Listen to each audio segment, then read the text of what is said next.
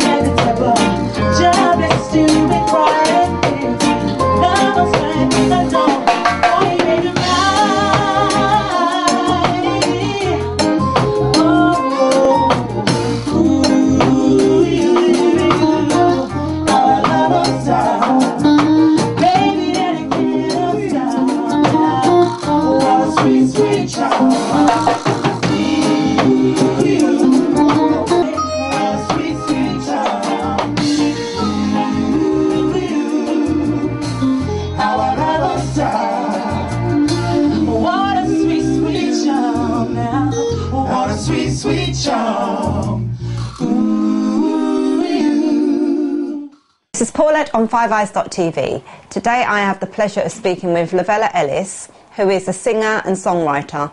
She's also the daughter of the late Alton Ellis. Welcome, Lovella, to FiveEyes.tv. Nice to meet you. Lovella, you were born in South London, the daughter of Sigma and the late Alton Ellis. Your father was a great singer and well known. What age did you start singing? I started singing at 15 years of age. 15? 15, yes. And was this because of your father? It wasn't because of my father. I enjoyed singing at a young age. Mm-hmm. I grew up listening to all of the R&B artists, from SWV to Mary J. Blige, Jodeci, to a few Mariah Carey. And, you know, just the usual teenager, just sitting in your bedroom, just singing. And as the years went on, my family used to spy on me and hear me sing. It wasn't until one particular day, I think I must have had the music really loud and I was in my bedroom, didn't hear them open that door, and I looked, I just saw heads like that. And my mum and my dad, I think it was even my sister or my brother, and they grabbed me and was like, I didn't know you could sing like that. And my dad was like, Lovella man. And I was like, oh my God, you lot caught me singing. And it was kind of, then it kind of gave me that confidence, like, okay, I sound all right. And then I went on to sing a bit more, and I think it was a couple of years later I decided to form a group with some of my friends. Oh, I had that as one of the questions. What was the name of the group and how did this come about? The group was called Ladies with Vibes. The group came about, they were just my friends, and you know, we liked to sing. We didn't do any like talent shows or anything like that. You know, you get together, you're at each other's house, get ready to go out, and we're just all there singing, doing little harmonies and stuff. And I thought, okay, we're going to go for this. And then I saw this advert, and it said, it was a talent show in Battersea. And I didn't even think twice. I just thought, right, we're going to go first or second, either will do me. Formed the group, and I think we had like 3 or 4 weeks. We did the track from SWV called Can We Get Kinky Tonight. It was difficult during rehearsals because I was like, I wasn't bossy, but I was, you know, in charge. The leader. A lot of them weren't getting on at the time because that one was saying, no, she's singing like a man, and it's like, no, leave her alone, you're singing too high. And I was like, okay, we've got to get professional here if we're going to do this. We can't, you know, go out there as little girls, you know, even though we was little girls, but I wanted to, you know. How old were you then? I think it was 16, 17. Oh, okay. So it wasn't like, it wasn't long after, you know, I found that I could sing. And then we went to the show and we did it, and some people were blown away when we came off. Like they were saying, I could have sworn it was the record playing. And I said, no, we worked hard, you know, to get here. We was happy to come second. I think it was a little boy or a girl who came first. We was happy for them. They had an angel voice. I can't remember what song they sang, but it was an R&B track. You know, we settled for that, and we thought, okay, he's younger than us. Got a bit of money, so we walked down to the Chinese shop, and yeah, that was a little celebration. It was fun. So what happened to the group? I think we kind of, I mean, we sang, like I said, we all liked to do singing, but it wasn't something that we took seriously. It wasn't like one of us was going to, you know, the brick school, or one of us was doing vocal training or anything like that.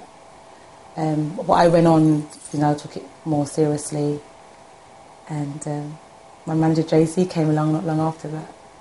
Right, JC Management. Yeah, JC, MFW Management Productions. Your manager JC, CEO of MFW Artist Management, where did you meet? I actually met JC through a friend of mine that he was managing, but also was a friend of mine, and I didn't know that she was doing the thing until I actually saw one day on Nickelodeon. You know, back in the days we used to have like the artists go on there, we got all the kids dancing around, swaying their hands. She was on there, and I was like, And she introduced me to him one day and said, oh, I've got my friend that could sing. So we stood outside there, and I thought, okay, we've got to make an impression because he's driving a really nice car, he's got a suit on. So I thought, okay. I think we did a duet, I can't remember what song, I think it was Mariah Carey, Hero. And I think it was the same day he took me to vocal training, just to see what, you know, it was like down there. And I saw a couple of other people there doing the training. I thought, what on earth are they doing? Because some of them had their backs against the wall and doing these la la la la la la la, or they were like leaning forward there, la la la. And I thought, okay then. I said, what is this all about? And he said, well, this is how, you know, you used to exercise your vocals, you know, in different ways. And they were doing the lip movements and stuff like that. And I thought, this is cool. And it just went on from there. And the rest is history. The rest is history, yeah. So does anyone else in your family sing? There's quite a few of us. You've got Noel, who's the oldest of us. He's based in Jamaica and America. He's done a few songs. Can't name a few off my head, but one of them was Tangle, it was called. Then you've got Lovers, you might know him as Troy Ellis. He is based in Bristol, and he's done a couple of tracks, a couple of songs, albums as well. I think his album was released the other day. Does a lot of shows in Bristol, all over the world as well. And then you've got Lovella Christopher as well that sings. Oh, great. So there are a few of us. You obviously come from a singing and very talented family. Yeah. Before I ask you a little bit about your father, Yeah. I'm going to ask you to tell me a little bit about your mother. My mum. It's a good question, actually. Does she sing? My mum doesn't sing. My mum is based in South London. A lot of people ask me about my mum and where she's based, and they all say to me, "Oh, I remember coming to your house, and you were sitting there playing with this toy and blah blah." I'm like, "Where exactly is this?" And they always seem to say North London somewhere, and it's like I've got siblings up there from a different mum, but that's not my mum. My mum is Sigma, so she's a lovely woman, and she's supported me a lot with my music. Oh, that's Lovely mum. Oh. That's great. So let's go on to your late father now. Yeah. What are your memories of him? Good memories. Growing up and Good singing. memories. Lots of memories. Going into the studio with my dad. He found me, what's the word? Strange to work with, because I've always wanted. I find it strange that he found me strange, because I took after him a lot. My dad would not come out the studio unless it was perfect, what he wanted. There's times when I can hear something, but I can't explain to you, especially if that person can't sing, then you can just produce. Mm-hmm. And it's like, okay, let me lay it down and you will understand. And there's times when I put it down, it's like, no, I haven't finished yet. And I could be like, finished, and we're locking up and we're leaving. It's like, oh no, I've got one more vocal to do. He's like, no, we'll do it tomorrow. My dad was like that, and I loved being in the studio with him when I got the chance to do 2 songs with him through my manager, JC. Because even though we were a family, we did all keep it, strictly business. But I'd wait him to come to the studio. I was like, Dad, you got call management on it. He's like, Lovella, man. I was like, no, that's how I do it. But my dad was, he was happy that I've been taught the way how it's supposed to be, because a lot of artists, was just working with this one and that one, and there weren't no contracts or anything drawn up, and they were losing a lot of money and stuff like that. So my dad was happy in a way that I was shown the business side, not just me singing. And it's good memories. That's lovely. In 2009, you recorded a cover version of your late father's song, Love on Top. It became a popular hit on Lightning and Vibes FM radio stations. Why did you decide to choose that song to record? I've always loved Love on Top. I grew up listening to that song. I can't even remember how old I was. I think it was just the kind of rock steady to it, and the bass line, and it had that kind of, that old time. I just grew to it, and I thought, I'm going to cover that song. I'm going to cover it, and I did, because my brother Dean, who doesn't sing, but he did own a record shop in Brixton called Alton Records. Oh. In Granville Arcade. Yeah. I used to go there a lot, and used to be behind there, and he used to show me how to put the vinyls on, and the guy's like, I want to play that one, and every time I got the chance when Dean was at the shop, I would put on Love on Top, and I just love that song. And years later, I said I'm going to cover it. Oh, great. Sales, yeah. I'm glad you did. Yeah. This is Paula on 5eyes.tv profile speaking with Lovella Ellis. We'll be back shortly. Don't shed your tears eternally, for I have found. Hi, this is Lovella Ellis, and you're tuned into 5eyes.tv. I need your tears no more. You are also a songwriter. Where do you get your inspiration from to write your songs? My inspirations, all sorts of things. I tend to write a lot of things that happen around me, with like friends of friends, or, my own friends. They might talk about certain things and I might put it in a song. Anything that I write about myself, it's more like lovey-dovey songs. But the majority of my songs, I would say, is about people around me, even people that I don't know, but I know someone's probably going through that, whether it's to do with love or, just something negative going on in their life. And it's working, because a lot of people say, oh my gosh, I listened to that song, and it brings back memories of someone that they've lost, or, someone that's going through, some little tribulations at the time, a mum or a friend, or somebody. So I'm glad that I can write, and it's having an impact on people, because they do say, where did you get your writing skills from? Because the way you write is sort of, and I said, don't know, it's just pen to paper. Sometimes I'll just get on the mic and just say, right, okay, I'm going to just lay this down. No music or anything.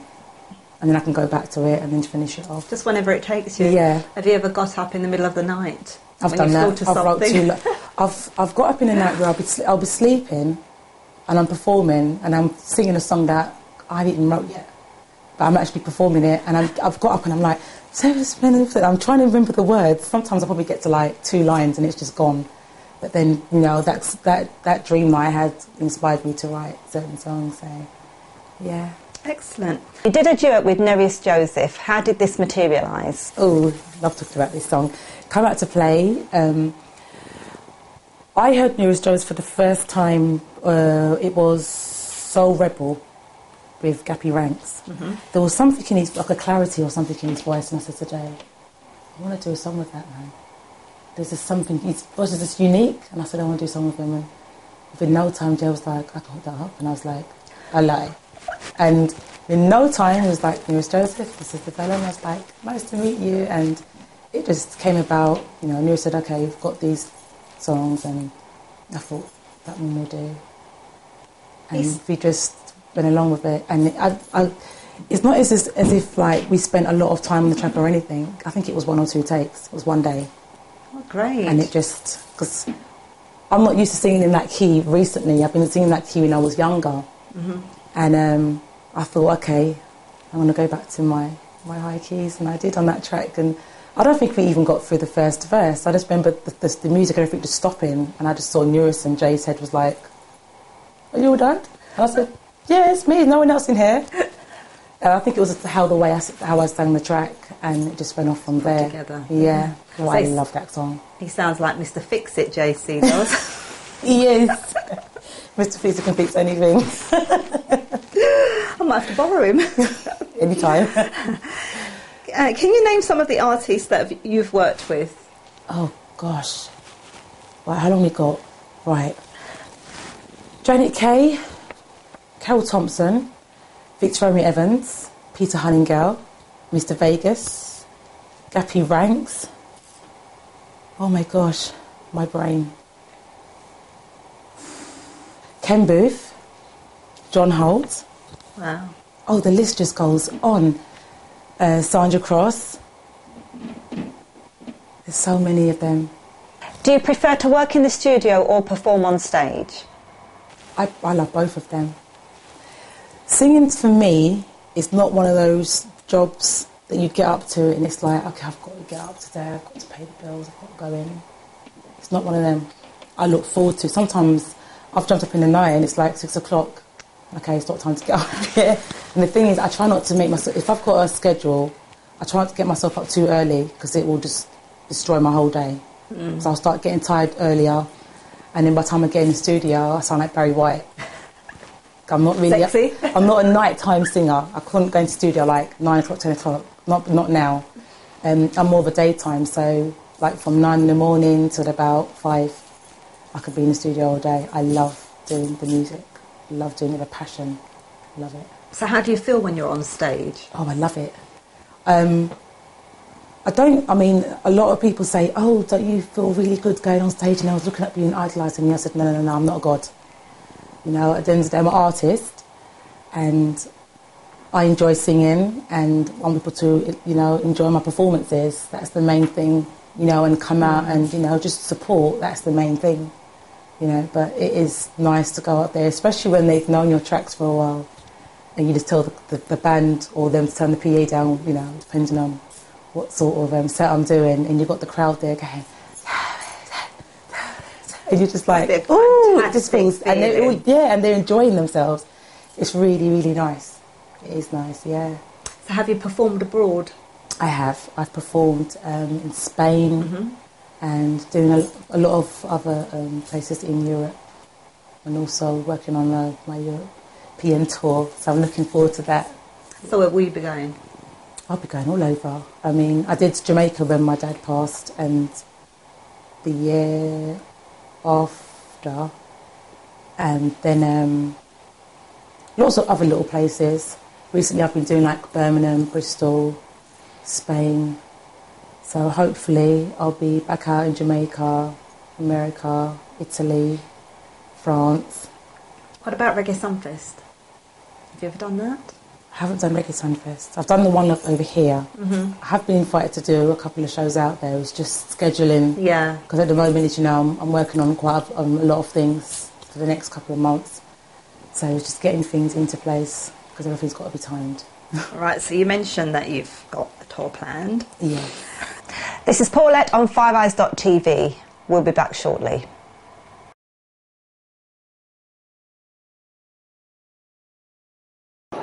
It's basically about domestic violence awareness. And I'm not pointing this at man only. So ladies, it's you guys I'm talking to as well. So I'm going to run straight into this one. When you're ready. 5, 2, 1, 2.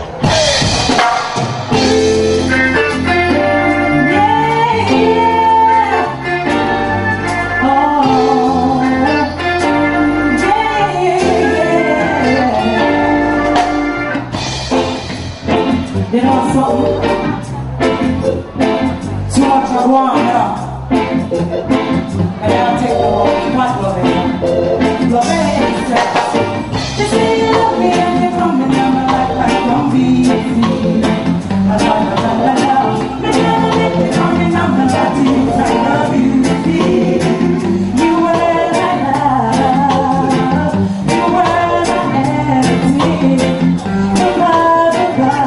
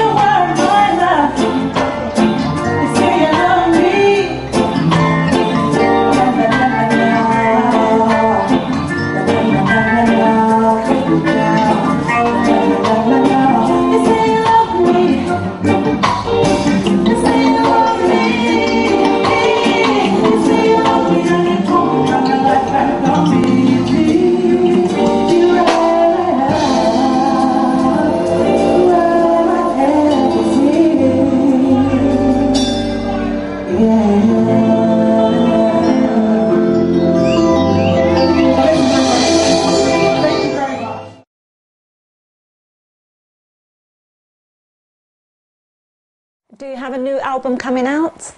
Yes, my album will be out in April, which is a couple of days after the album launch, which is at the Jazz Cafe on the 21st of April. Right. Yes. I think it's one of... Yes, it's one of these. Right. Yes. That's going to be, on Sunday. So I'm looking forward to performing most of my tracks that's going to be on the album. Oh, excellent. Yeah, so there's going to be a lot of surprises there. I think there's going to be new sounds that be like, okay. It's not going to be the typical Lovella Ellis. I'm not going to give any more. So you was waiting for that. I saw you was like, keep going. Keep going, yeah. Yeah, a lot of surprises, special guests. It's going to be a really, really good night. I'm looking forward to it. Yeah. Right, I'm going to talk about something a little bit different now. Can you tell me about the campaign against domestic violence that you're involved with? I've abbreviated it now to DV. I wrote a track called Beat Me. It was about a friend of mine who went through DV with her partner. It's quite a strange story because I don't really like to talk about it in detail, but it's just really strange how, two people could be in love, or someone could claim to love you and want to do harm to you, whether it's physical, mental or emotional. With regards to my friend, I remember she wasn't feeling well, for a couple of days, and I think this particular day she just thought, right, I'm going to stay, I'm not going anywhere, I'm not going to work. And her partner does nights. So these obviously come in about 4 or 5 in the morning. Typical man, they come in and they want them food and, hungry man. And, little argument just when it just blew up and, really, really big until it got really physical. She wasn't able to get up and make anything. That's how ill she was. But like I said, it just escalated, and before you knew it, she was in hospital, unconscious, in a coma. Oh, gosh. And that's all because of a meal. So, I mean, I don't believe in any sort of physical, mental abuse, regardless of what it is, whether it's to do with, infidelity or insecurity or, anything like that. I don't believe in that, much less, over a plate of food, and I don't think that it's been brought to the public's attention, as an eye-opener to say, right, you know what, we need to get to the bottom of this now. We need to stamp this out. I know there's a lot of companies out there and charities that have been interested in my track Beat Me as well, so it is becoming aware to people. So I'm going to be starting my tour in May, going round to not just local schools, but schools, branch out and, go in there and talk to them about DV and, just kind of open their eyes to these kids, because some of these kids have grown up to see their mums and dads going through it, because it's not just man hitting woman, it's the other way around as well. And some people do hear that and they're like, no. I say, yeah. Coronation Street's a typical. Oh, yeah. And I did this months before that even started, and it was just really rare. I looked at it one day and I thought, gosh, So I kind of want these kids to kind of even speak out, because I know a lot of them are used to seeing that and thinking that it's normal. And I wanted to know that it's not. It's not normal. Good on you. Yeah. So, yeah. We're going to start the campaign in May. So I'm looking forward to, a lot of support from people. I've had a lot of support already as well, especially a lot from Facebook. People saying, I've just, come out of a relationship, I was going through that, and listening to your song just, gives me the strength. And seeing that makes me cry, and I'm just like, is this for real, Aww. So it's making a difference, and I'm hoping to make a big impact. And I want to cause a little bit of controversy, because I want people to know that it's not right. No, and that's great. Yeah. Oh, that's fantastic. Yeah. How do you relax? How do I relax? Yeah. You seem to be on the go, doing different things all the time. I am on the go. I like to relax. I like my soaps. I'm a typical English girl. I like my soaps. I like my cup of tea. I also do get to relax when I'm in the studio, because if there's anything that I've seen or anything that I feel that I need to get out, I find that as a relaxation therapy, just to get on the mic and just, you know, sing my heart out. Because you've got singers and you've people that sing from the heart, and when you listen to them sing, you feel that they're singing, you know, emotionally, and they kind of like got to. That is what I try and, you know, and bring out in my singing, and not just sing, oh, she's got a nice voice and she can hit certain notes, and, you know. But yeah, that is my relaxation studio. And who inspires you or inspired you? Inspires me? A lot of artists have inspired me, you know, because I don't just look on the side where they're actually singing. I look back at what they're going through and, you know, what inspired them to sing. And a lot of them have used the singing or just performing on stage and seeing how, you know, their audience and their fans are. Because I know that a lot of them have grown up in some really, you know, unstable family homes. A lot of artists, I've checked them out from when they were little until now, you know, no matter what ethnic minority they've come from or gender. And a lot of them have come through some really strange backgrounds, you know, growing up in a childhood home, and to see where they've got to now, I'm just thinking, wow. Brilliant, isn't it? You know, yeah. It's like their fans have been supporting them, and it's like that's their new family, you know. But I'm fine with my family. I'm just extending it to my fans, you know, and just keeping a little light, you know, burning for my dad as well. In fact, everyone knows that. Yeah, keeping it burning. Yeah. Well, he was a great artist. He was. I've met a lot of people that said they've worked with him. You know, people that's played me tracks my dad's worked on, and it's just like, wow. And I think the gentleman played me, it's one of those old reels that they used to play back in the days. With my dad, where they used to do like 1 track, 2 tracks, my dad's just talking on it in between while he's recording. Gosh. And he said he hasn't even done anything with it yet. He said, this is more than a gold mine. Isn't it? And he actually played it to me, yeah. Well. Gosh. Yeah. That must make you feel wonderful when you hear about your dad, when different people are speaking about him. Well, the thing is, I get a lot of people that will say that to me, and sometimes it's just like... And then when you've got the ones where, you know, they've got something they've held on to, you know, like the tracks, or there might be a picture with him, or they've met him abroad somewhere, and, you know, dad sat down and told him stories, and I know my dad tells stories. I'm like, okay, you know, but it is nice. It is really nice to hear that my dad, you know, that he may be gone physically, but people still remember him, and he's always going to be remembered, you know. Yeah. It is nice. Cry not for me, my willow tree. Don't shed your tears eternally, for I have found the love I've searched for. I need your tears no more, no more. Don't cry no more. Don't cry no more. Don't cry no more. No.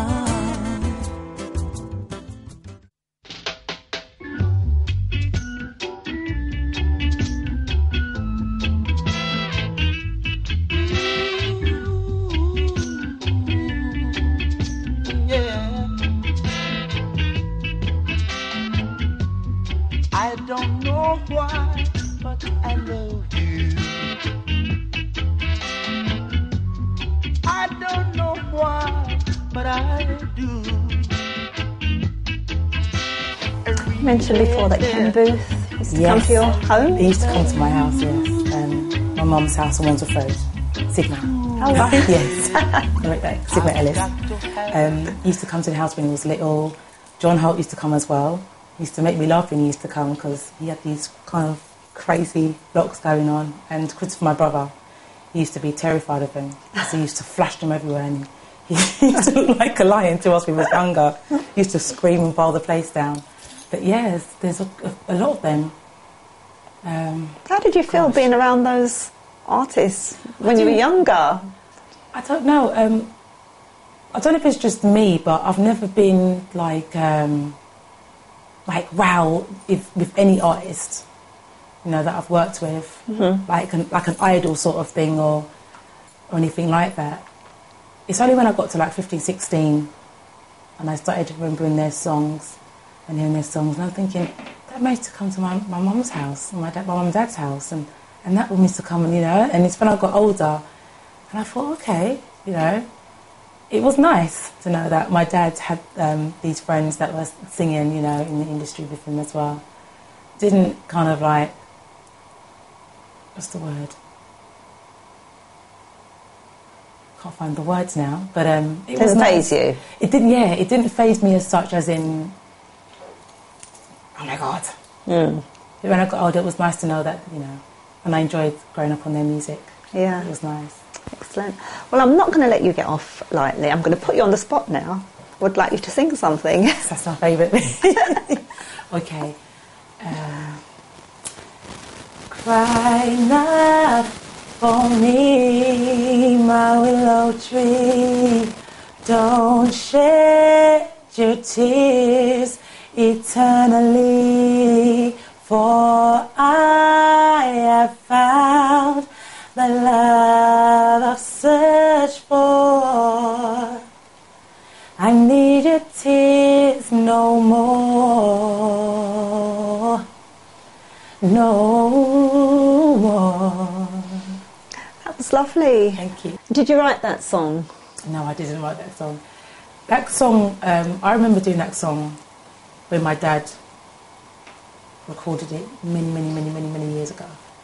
And as time went on, my dad went into hospital, and I promised him on his deathbed that I was going to record Willow Tree as a tribute to him. Because at the time we just knew that he wasn't going to make it. But my dad was a fighter. He thought he was going to be like here in years to come, even as ill as he was. You know, he was like, and I think it was a day or two before he passed, he put my hand and the manager's hand together, JC's hand together, and said to him that I'm leaving you in your hands and I want you to look after my daughter and I want her to carry on with the music.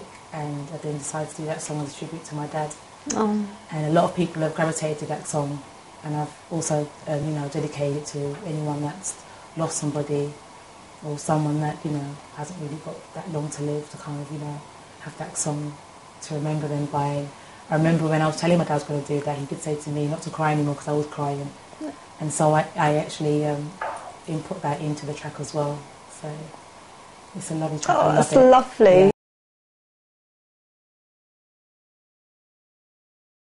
We have JC with us. Let's have a chat with JC. Let's bring him over. Yeah, and guess who we have that's joined us just now? Hey, nobody else but me, JC of MFW Artist Management. Hi JC, nice to see you. And you too, I'm shy. Yeah, right. Now I'd like you to tell me how you met this lovely young lady. We've heard her side. How did I meet Lovella Ellis? Right, I had an artist I was managing at the time, this artist said to me, you know, I know this person that could sing really well. And I thought, God, not another one. So she said, no, you should really listen to her. At this time, she mentioned the name Alton Ellis. And I wasn't aware of Alton Ellis. You know, to me, I mean, who's that? So she said, you don't know Alton Ellis? And I'm kind of looking and thinking, I've got more American influences in the R&B, the hip-hop and all that kind of stuff. So when she mentioned Rocksteady, I said, what's that? You know, I thought it was like, you know, rock music. And she said, oh no, look, you know, I'm going to hook it up so you can meet this, you know, young lady. And I thought, all right, let's give it a go. All right. So yeah, I drove down and, you know, pulled up outside the house as I do my music blasting, you know, because I want everybody to know I'm in town. I then went and, you know, went upstairs, saw Lovella, sitting there like, pitiful. So I thought, no, that can't be her. Okay, because you don't look like an artist to me, all right? The young lady said, no, that's her. I went, really? And I thought, okay, can she sing? He said, well, I told you she could sing. That's why I brought you here. Anyway, I said to Lovella, look, I've got a vocal lesson, going on, and I'd like you to attend. Do you mind coming? First of all, I said, how old are you, by the way? Because, it's all about parental, consent and so on. So I said, well, let your parents know what, the situation is, and I'll come and pick you up, and then we'll head over to, the vocal school. When we got there, Lovella saw all these people doing these weird exercises, and she thought, wow, what's going on here? But then my main thing really was to put her on the hot spot. So everybody else in there knew of her father. I still didn't know of her father. Lovella started singing. I think it was a Brandy song that she sang. And I went, wow, the clarity in her voice. And at that time, you can close your eyes and you're hearing Brandy. And to me, that was good. And again, I thought, maybe she just mimics Brandy. I don't like someone that could mimic. I could practice a song forever and I sound perfect. But then give me another song and I just destroy it. We gave Lovella, a gospel song. What was the song called? Amazing Grace. She murdered it. I thought, okay, but I didn't say to her, I think you're really good. I thought, all right, yeah, you're okay. Dropped her home. The young lady that introduced me to Lovella said, what do you think of her? And I went, she's wicked. I thought, wow. But then I said, yeah, but there's certain areas in her vocals that she needs developing on. And meeting Lovella, she seemed so humble. And with that humble nature she had, I was able to give her constructive criticism, which she embraced. And that was another thing that made me realize that. Warm to her. Yeah, because I would say, you are rubbish. I won't use the words that I normally use on the camera, right? And she was standing there, she'll take it. And she said, Jay, what do I need to do? How can I do better? And I would say to her, something, you're not ready. I put her under pressure, right? Most artists would have run away. I decided, okay, look, I want to take you to the studio. And we're going to record I'm Still in Love in R&B. She went, R&B? That's my dad's song. I said, yeah, we're going to do that in R&B. You love R&B? So let's convert one of your father's songs into R&B. Listen, when we got her into the studio, even the guys that was recording her went, oh my God. Normally you'll find some artists that come into the studio and they take hours. Lovella was one take and that was it. She said, is that it? I said, yeah, it's done. We literally in one day finished the whole track. And I decided I'm going to, play this to her father. At that time now, obviously you know who Alton Ellis is, but I still wasn't too impressed, because again, it still wasn't my cup of tea, that kind of music. Played it to Alton, he was like, I said, JC, this is how he JC, I can't believe it. And the way just turned this sound. And oh my Lord, I knew the lovely voice. He literally wanted to cry. You could actually feel the emotions coming from him. And he looked at me and me and him went out for a ride. And I remember taking him down Brixton. We're just driving through my ragtop, and suddenly people was Alton, waving him, and I thought this man really is famous. I thought it was my car, but and Alton and I had such a good relationship at that point. I actually felt like I knew him like forever, and it was great. And we just kept working together. He said to me, listen, no matter what anybody say, you just keep going, right? Because I could see what you're doing for my daughter, and I respect it. Just keep going. Don't care. People say this and say that. Just keep focused. Just keep going. And years after, when he became ill and so on, he and I we met up, and he really gave me some serious encouragement, because at the time I was going through a real bad patch, you know.